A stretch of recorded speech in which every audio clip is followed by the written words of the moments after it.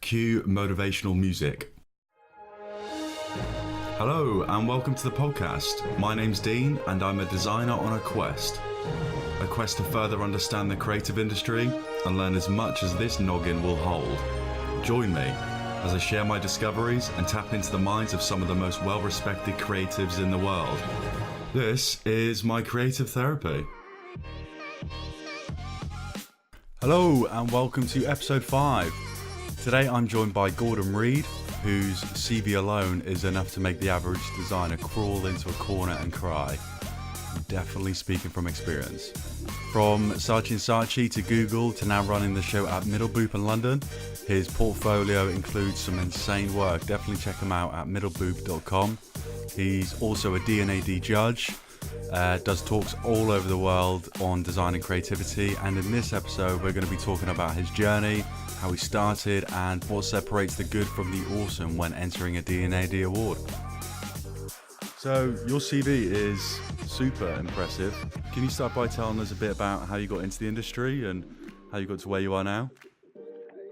I started off as an illustrator, so I was an illustrator. I came straight out of uni and wanted to do illustration. Okay, cool.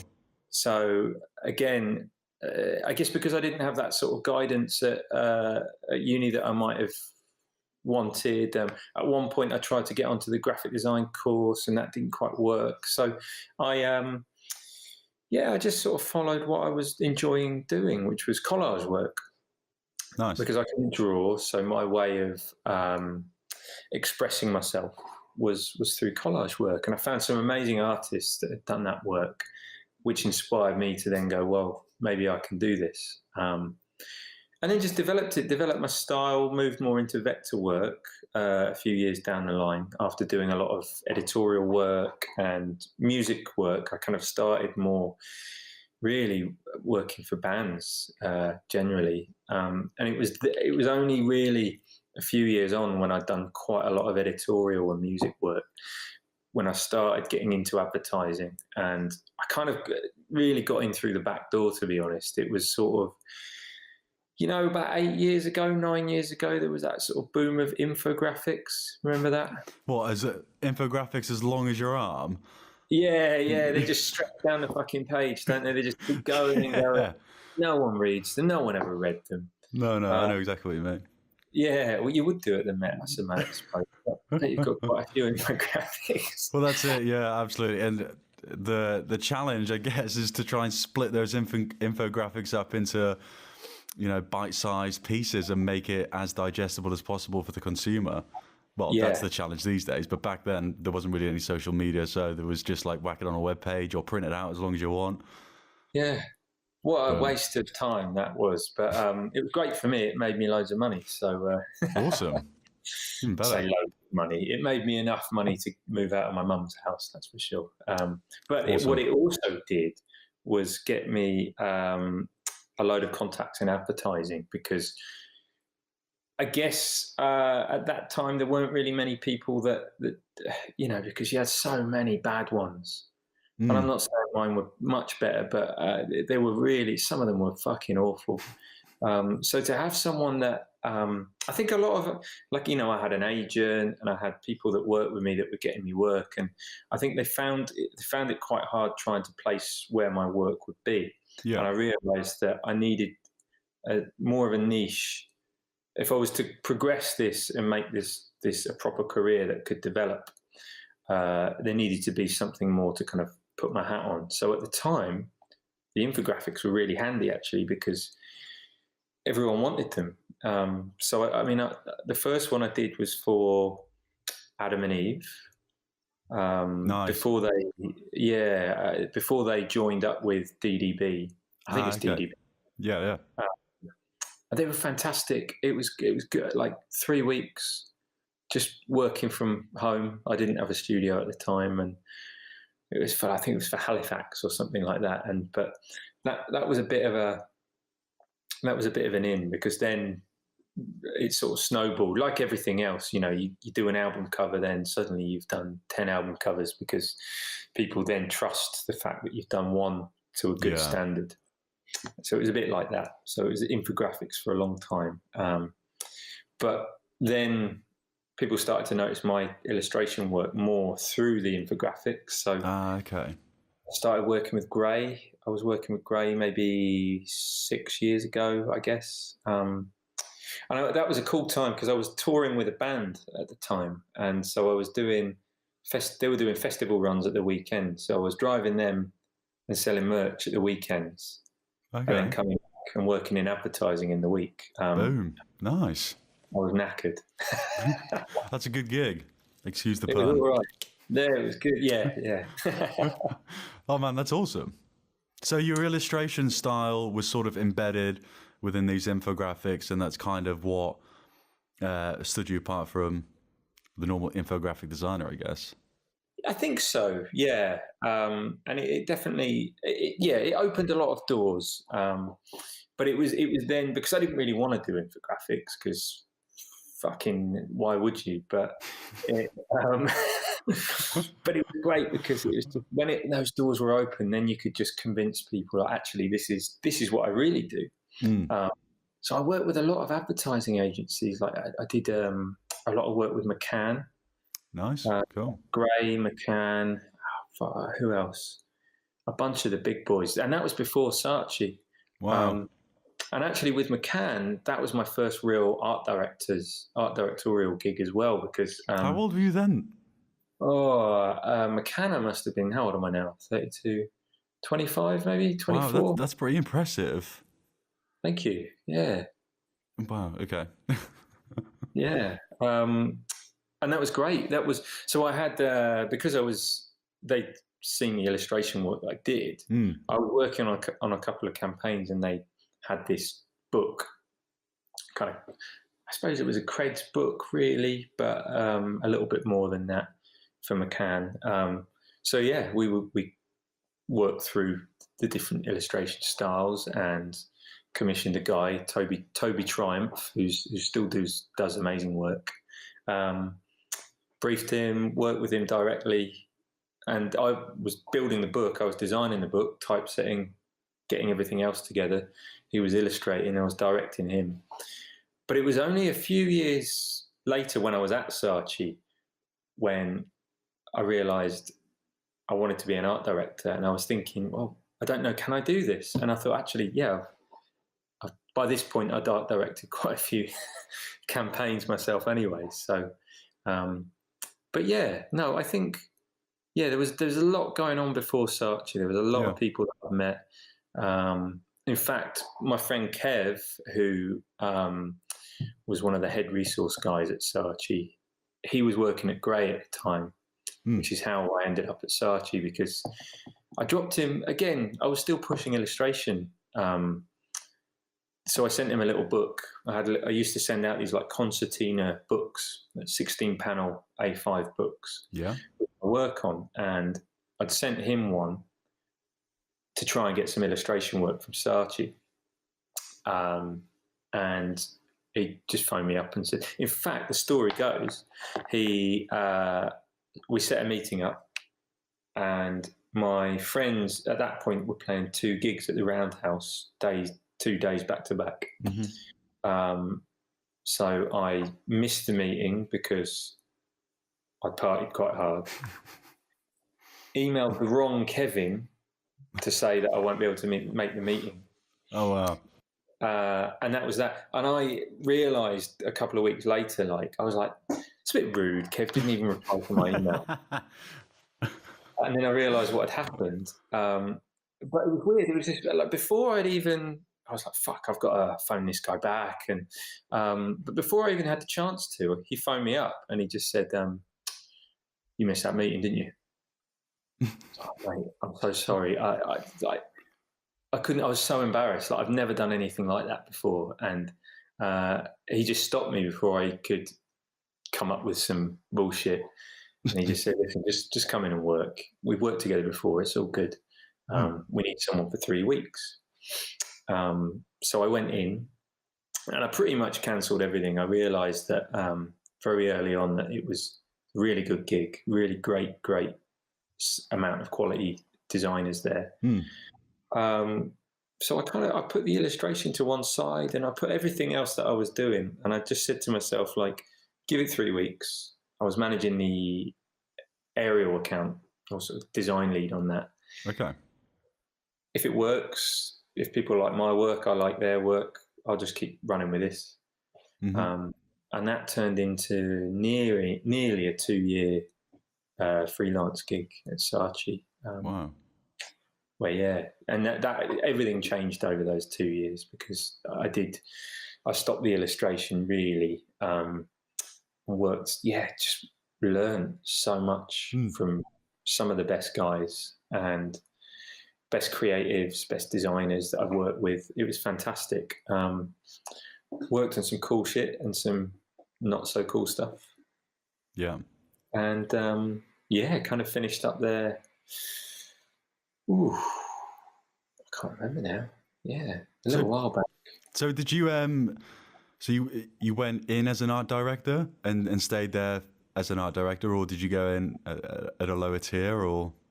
No, I went in as an illustrator, really, but an illustrator, as a kind of, well, I went in my head. What I told people I did was that I was an illustrator, but actually, what I really was a senior designer, to be honest, at this point. Yeah, and it took working at Saatchi for me to realise that I preferred working in design to working in illustration. Mm-hmm. And then when it came to it, when there were campaigns that I needed to start directing people, well, first of all, I realised I'd already done it. Oh. And second of all, because of my background as an illustrator, I've worked with creative directors and art directors for so many years anyway, that it just felt really natural to be able to direct people. And it went from there, really. We integrated the team. We were in a print team and ended up integrating into digital, and they had a lot of really good young talent there. So I was able to work with those guys and give them tips, and quite frankly, they were able to give me a lot of tips as well that I didn't know. It just developed, really. That's crazy, yeah. So would you say your time at Saatchi was sort of springboarded you into the industry?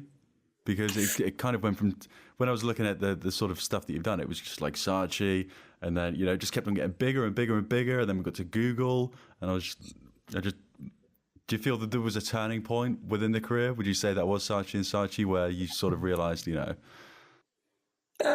and no. I mean, like I said, I'd worked with so many big brands before Saatchi came along, big agencies, big brands, We'd done campaigns for HSBC at Grey, Lucozade, worked on a bunch of that stuff, did some Nike illustration. I've done some big stuff before that. Nice. So I don't necessarily feel that after Saatchi that's when my career took off or anything, or was springboarded. But I did work on some amazing stuff there. And I was able to use it, like the Olympics campaign, which I worked on with the head of design and a fantastic creative team who are good mates of mine. All that sort of stuff.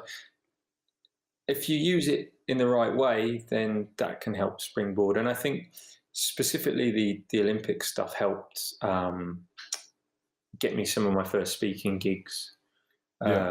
Because it's just one of those jobs, isn't it? We talk about Lance Wyman and the '66 Olympics that built his career. Graphic designers that are related to the Olympics, people talk about that shit. And for better or for worse, we could talk about the Wolf Ollins 2012 Olympics, which I particularly love. Obviously, people didn't. I definitely think being there and learning from those guys helped me develop. I developed a lot and realised the next stage of my career, which was setting up my own studio. So the work on your site is crazy. One project that really stood out for me and really showing off your illustration skills for me personally was the Coke. The stuff you did for Coca-Cola. that I feel when I was looking at your illustration, it kind of felt like you had definitely got your style. Do you know what I mean? And I think it's what a lot of illustrators do, but it's really, really hard to get. I've tried it in the past. I've tried with digital art to try and nail a specific style that when you're creating more than one piece of content, you can look at it. You don't even know who the artist is, but you know, well, no, you look at it and think, oh, I know who the artist of that illustration is. No one has to tell you. And I think to have a style like that is what makes you so credible as an illustrator. And yeah, so there was that, and there was the cover for Computer Arts that you did. Yeah, that's going back some. Yeah, that was awesome though, man. That was so cool. Thanks very much. Yeah. That was actually both of those projects were done whilst I was at Saatchi. The Coke was being done whilst I first joined there, because I remember sort of showing that to people there and being really excited. And then Computer Arts. I mean, I've worked with Computer Arts since I started. I feel very lucky to have been able to do that. I remember when I got my first editorial there for a tutorial. Walking into the pub, the sort of local pub in the town that I was living in, buzzing, like, I can't believe I've been asked to do this. Yeah. This is a magazine I've read since I was like 15. And telling my mates, and no one in this Surrey pub gave a fuck about what Computer Arts was. And I was so upset. I was like, for God's sake. But the Computer Arts stuff, they've been great and very supportive of my work over the years. I think, they're in their kind of next phase now because they've got creative block and they've sort of moved on. But I mean, that cover was, definitely, it felt like a career highlight at the time because, just for me, for my own personal career. Oh man, absolutely. That's an achievement in itself, isn't it? It felt like it, yeah. And it was out of the blue as well, because I kind of felt like by that point, I guess with a lot of editorial, they want to search for the new and trendy thing. And by this point, I was like over the hill. I was like 26, 27, and they wanted to write about cool shit. But so it was amazing to be asked to do that. And same with Coke, that was the kind of Coke 100 stuff. They asked a lot of different illustrators and creatives to basically use the bottle. It was a simple piece, wasn't any money in it, but to be able to do that and celebrate that. Yeah, man, I'm a massive fan. I really am. All the work that you've done is awesome. Might be worth plugging the website while we're at it. You can find all the work at middleboop.com. How did you come up with that name, Middleboop? Oh, it was... I've been asked that a lot lately, actually. Then people have always asked me that because it's a weird name. But there's never been a particularly humorous anecdote. But it was just... So I started it actually with a friend of mine from uni. Mm-hmm. And then he... very quickly, we did exhibitions around Brick Lane when Brick Lane had an art scene. I mean, it still does, but it used to be great. You used to all the way up Red Church Street in Brick Lane, there were these little galleries, and the first Thursday of every month they'd have a new show and have free beer, and it was the best time because you could just go up, get pissed for free first of all, and then meet loads of really good creatives that are still. I mean, that scene brought out so many good creative talent. Like, I'm trying to think, Cy Scott, Kate Moros. Wow. All of those guys were involved in that quite heavily, different shows, different artworks. There's hundreds more as well. And where was I going with this? I've gone off topic. I've forgotten what I was talking about. No, we were talking about Middleboop. Oh yeah, that's the name. Yeah. Yeah. So the name. How did that come about? In a couple of exhibitions up there. Yeah. And then he, this guy, kind of, we parted ways, and he got a job at Adidas and did his thing, and I'm totally fine with that. But the name was it was an in-joke from. We were at a festival. My friends used to run this festival called All Tomorrow's Parties, and it was long story short, they book a load of bands to play at Butlins. Cool. And the idea was that you'd have a room and you'd go down and you could see like Iggy Pop and Nick Cave, but you could also have a reasonably good night's sleep in this chalet. And we were down there, and we just it was like a couple of in-jokes, and we put the name together, and it was very late into the night, and we decided to come up with this name, and it just stuck, really. Awesome. But people, the reason why we did it was because people would ask that question, like, what's this about? There's a bit of an intrigue there. Yeah. And so we could get to the top of Google without too much fuss. Because why would it? Nice. Yeah. That definitely helps with the SEO if you've got an original name. I went through a stage a few years back where I was heavily into SEO, and I was trying to get my page at like rank number 1 within Torbay, the area I was in. And I did it, but I think SEO has changed a lot since I was trying to mess with all that sort of stuff. So D&AD, can you talk to me a bit about that? You're a judge, judging the Black Pencil Award? Yeah, I've done Black Pencil, Yellow Pencil, last couple of years. I've been involved with D&AD maybe 3 years now, maybe 3 or 4 years. I worked on their shift program 2 years ago, which was fantastic, which is where they essentially get young people who can't get into uni, don't have the amount or the ability to be able to get to university, but really have that drive and passion to want to have a career in the creative industries. So we work with those guys, and that was really brilliant. It's brilliant now because some of the guys, like this lad Nate, who actually lives up the road from me, he had a great idea at the time, and he's a cheeky little lad, and you just knew he was going to do well. And now he works for Nike, but he's like, I think he manages Nike's social output on Instagram. It's unbelievable, wow. And he does good work. So hopefully he'll get me some work as repayment from wisdom. So do you remember the project that he was working on? Oh, it was what was it now? It was an app of some kind, like a bar app or something. It needed a bit of work when I was working with him on it, which I'm sure he ended up doing. But I remember it being quite clever, but it was also how he handled himself. And he stayed in contact with me. He wasn't too pushy. He knew how to work it. Yeah. And he is a smart guy. So it's people like that stand out. And D&AD is, again, it's like computer arts. I remember going to D&AD lectures 12, 13 years ago and being nervous as fuck to try and meet a designer who'd just done a talk there. And I remember that it was quite a bit of more of a sort of stuffy institution back then. They've done a lot of work over the last, however many years to make it not like that and make it open to everyone. And it's with the festival, it's become a much bigger thing. But I remember thinking like, this is not something I'll be involved with.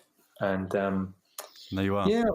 Yeah, now I am. Yeah, and I'm sure they're sorry about that, but no, they're cool. I did some portfolio reviews, sort of 2 years in a row with them.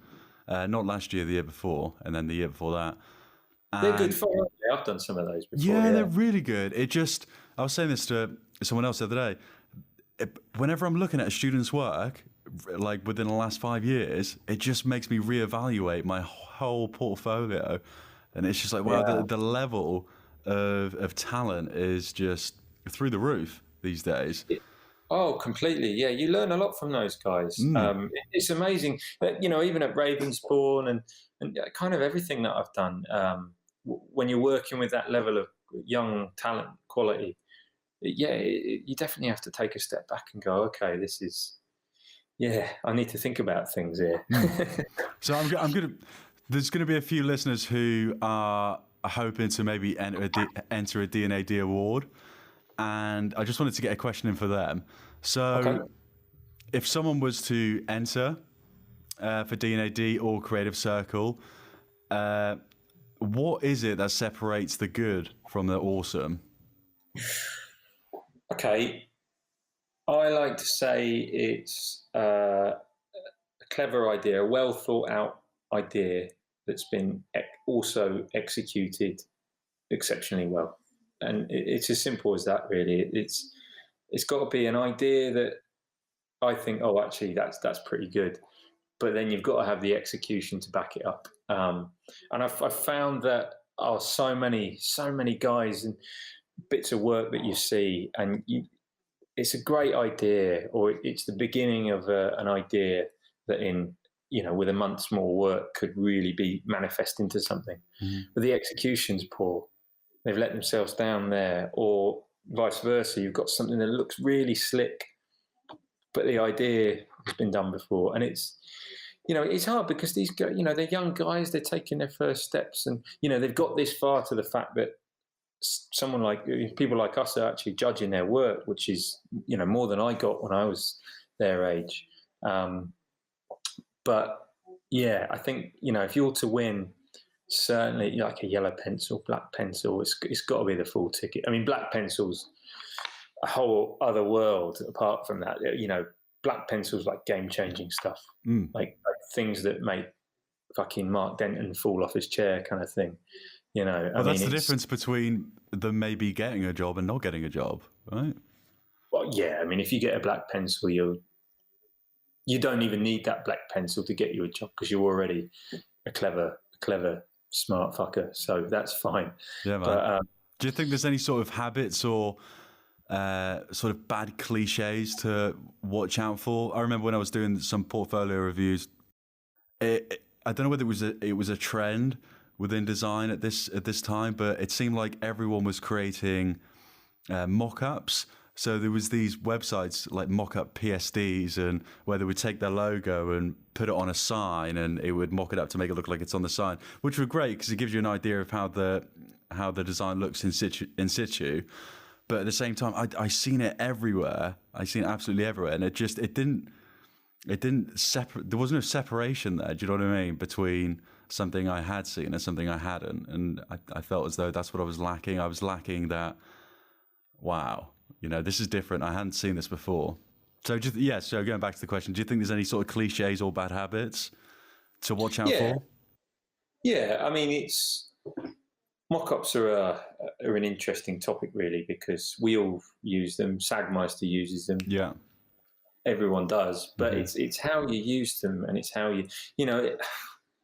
if a client's got budget to do a shoot, and you do a shoot, and you shoot everything, you build everything, you plan it properly, and then you shoot it, and you're never going to get the quality of a shoot with a mock-up, and that's just the way it is. But if you're doing a job and they don't want to spend on it, or they haven't got the budget, so then you don't want to spend on it, and you want to do a case study of the project, then you've got to do a mock-up, really. And I think anything like a client pitch or something like that, or if you're just trying to sell in ideas, then you just do it because it's quick and easy. But I know what you mean with students that do mock-ups. And I remember, again, with Ravensbourne, going down there, and it is a bad habit. And I was trying to grind people out of it because I remember there was this particular project. These kids did a bit of work for John Lewis through the D&AD brand and brief.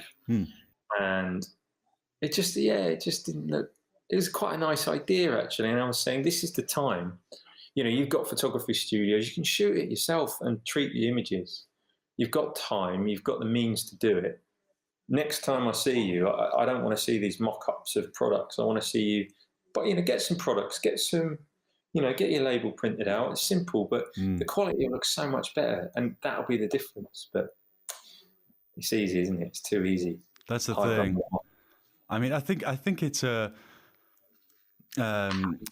it's the mindset that you're in as well, whilst you're sort of in education. And it's hard when there's so much going on around you at uni, and it's hard for you to stay focused, for one, and really concentrate on, the 6-week modules or whatever it is that you've got to work on a project. And It's tricky. There's a lot going on, and it's kind of like now we've moved into this sort of digital world. You could create a brand with sub brands and sub brands of those sub brands, and you could display it on an iPad. You could display all of it on an iPad. And I know what you mean about having like actually creating something. And there's something quite nice. There's still quite nice about having something handheld and holding something, whether that be packaging or whether it just be a really well thought concertina or leaflet or a booklet or a piece of editorial or something. I think it's important not to lose that. I think it's important not to stay too digital heavy and just still have that element of print and different mediums as well. Oh, 100%. Yeah.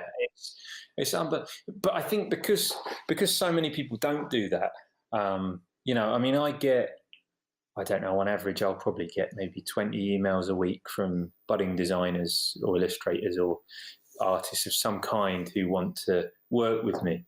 Mm-hmm. I'll probably get one print sent through the post. Wow. Maybe every 2 weeks. And that's the way it is. So already, I mean, for me, because the way I did it, it sounds like the way you do it too, is, because we're designers at the end of the day. We're creatives. We want something to be sent to us or to be sent out with. You can open and fold up and it smells nice. It looks good. There's a good texture to it. That's never going to die.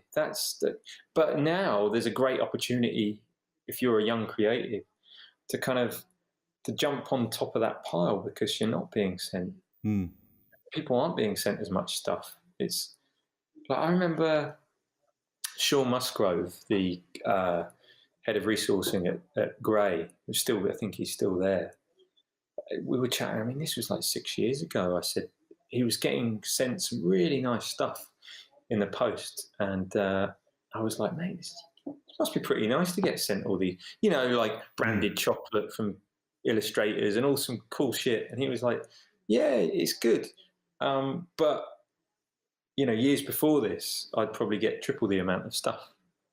But I remember at the time, he got sent this really nice, beautiful bit of type work, really simple type work. I can't remember the studio, but that studio ended up doing a massive global campaign for Lucozade. Wow. And it's no coincidence that they'd sent it to the right guy and he kept that work on his desk and he liked it. So when Lucozade, do you remember the work that was really simple, stripped back, bright colours? It just had the illustrated Lucozade bottle. I don't even think it had a logo on it. Yeah, I vaguely remember some sort of landscape sort of design that literally just had the logo type of Lucozade in like yellow or something. I'm not sure whether that's the same one or... Maybe, yeah. It was all flat vector, really graphic. It was lovely, like a really bold move for Lucozade because, their stuff before was pretty ugly at the best times. So to be able to do that campaign and for it to do really well was fantastic. But those guys got the work. So it's about sort of going that extra mile, really, isn't it? And just setting yourself apart from the average designer, I guess. There was have you heard of a company called Social Chain? Never heard of them, no. They're a social media agency. They've got offices in like Manchester, London and everything, and they're sort of like, they're just really on their game. They just know their shit. Like I follow them to look out for inspiration and what's trending and different ratios of different types of content. And I'm going to get on them now. I'm going to check them out. Yeah, they're really good, man. They've got some decent content and explainers online, how to do things, what you should be doing, what you shouldn't be doing.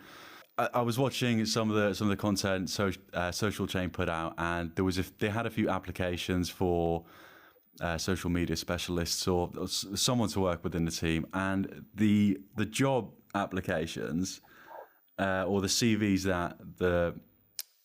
that they sent were just they were so different to the traditional sort of CV. I think they were saying one guy had an owl or something, and they wrapped their USB around its ankle, the ankle of the bird, and they sent it through Social Chain's window. Oh, I feel like I've heard of that. I swear it was Social Chain. I feel like I've heard of that before, that idea.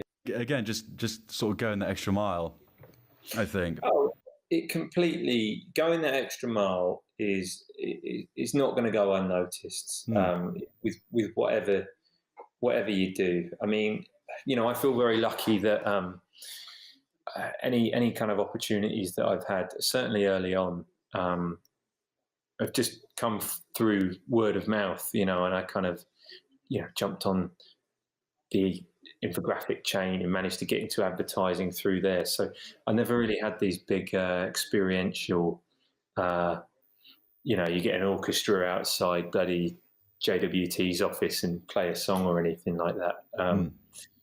Thankfully it was word of mouth. But if you're having trouble getting noticed, then having just something that's bold and cheeky and clever, you're always going to stand out.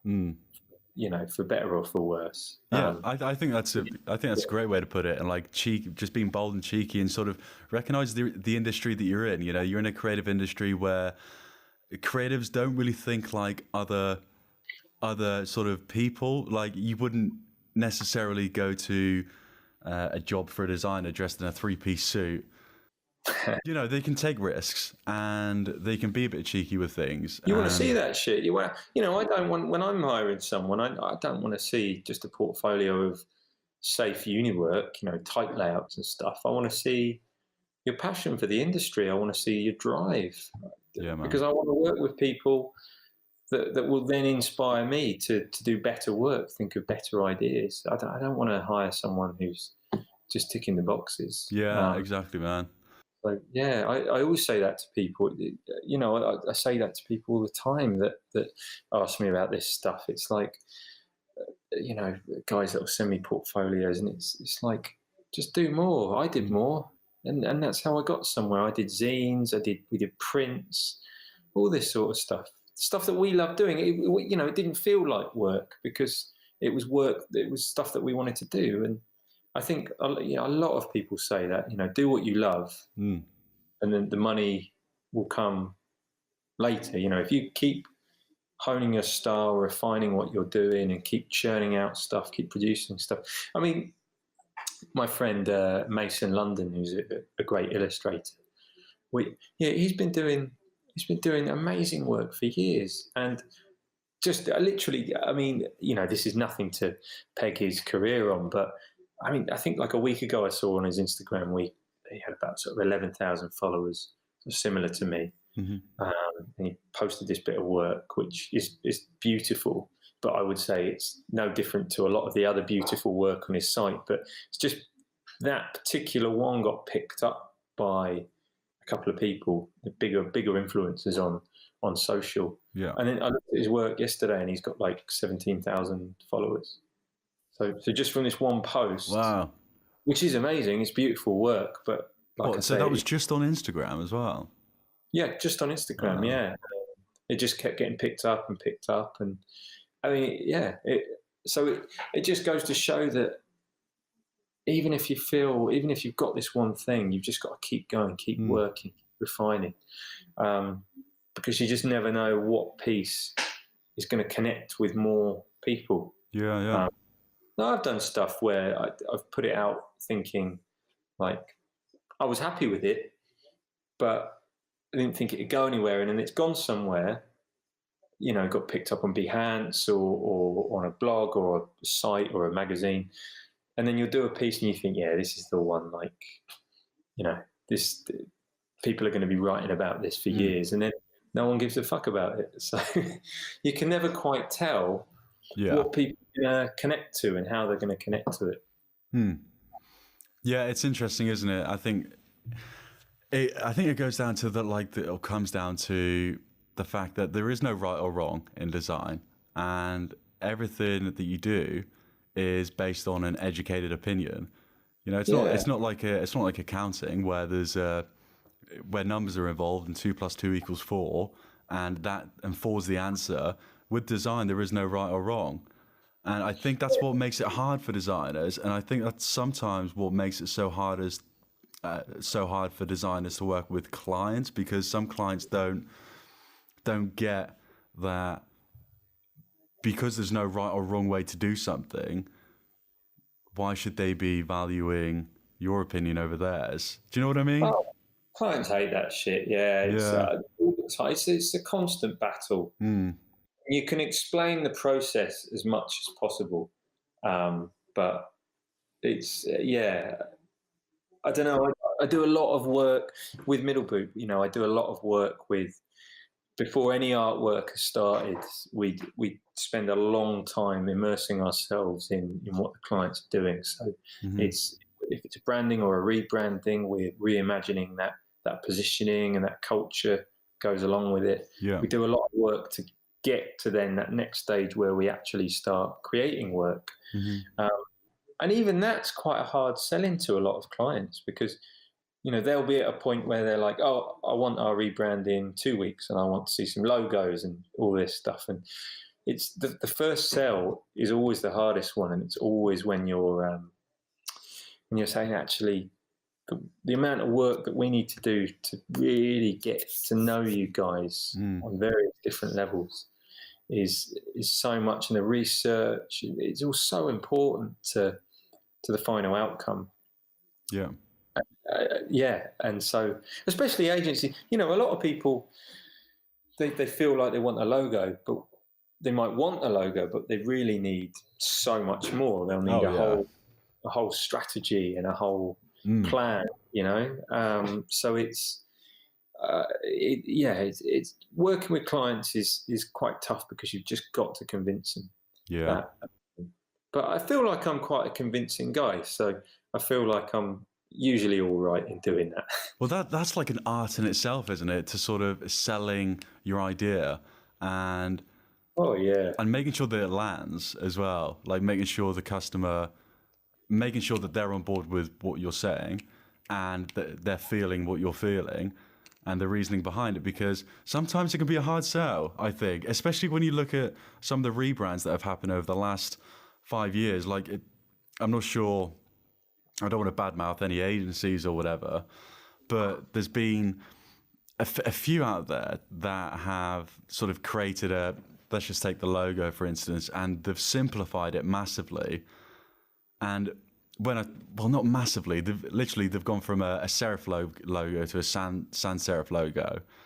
And it's the classic at the moment, isn't it? It's just a trend. It's the, I guess Design Studio were a bit of a pioneer of doing that with various brands that they worked on, and it worked fantastically for them, Premier League, Airbnb. But because of the success of those, now every other brand wants that sort of style. I mean, the amount of sort of lookbooks or PDFs I'll get from brands that will say, we want to look like this. Yeah. It's like, well, that's cool, because it is cool and it looks great. And I still think Airbnb looks good. And I love the whole theory behind whatever that fucking thing's called. It's like a heart and a location pin, I think. Oh, that's it. Yeah, it's the 5 points. It's clever. It works. But it can't be like that for every brand, because how boring would the world be if every brand had a serif font, sans serif font and a pink background and stuff. So it's just a trend at the moment.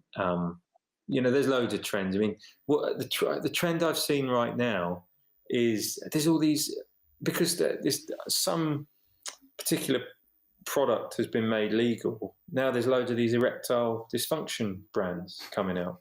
There's loads of them. And they all look exactly the same. I didn't know that.